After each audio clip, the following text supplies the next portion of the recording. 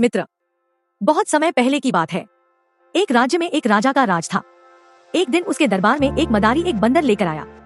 उसने राजा और सभी दरबारियों को बंदर का करतब दिखाकर प्रसन्न कर दिया। बंदर मदारी का हर हुक्म मानता था। जैसा मदारी बोलता बंदर वैसा ही करता था। वह आज्ञाकारी बंदर राजा को भागया। उसने अच्छी कीमत देकर मदारी से वह बंदर खरीद लिया। कुछ दिन राजा के साथ रहने के बाद बंदर उससे अच्छी तरह घुल मिल गया। वह राजा की हर बात मानता। वह राजा के कक्ष में ही रहता और उसकी सेवा करता था। राजा भी बंदर की स्वामी भक्ति देख बड़ा खुश था।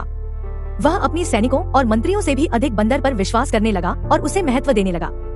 सैनिकों को यह बात बुरी लगती थी, किंतु वे राजा के समक्ष कुछ कह नहीं पाते थे। एक दोपहर की बात है।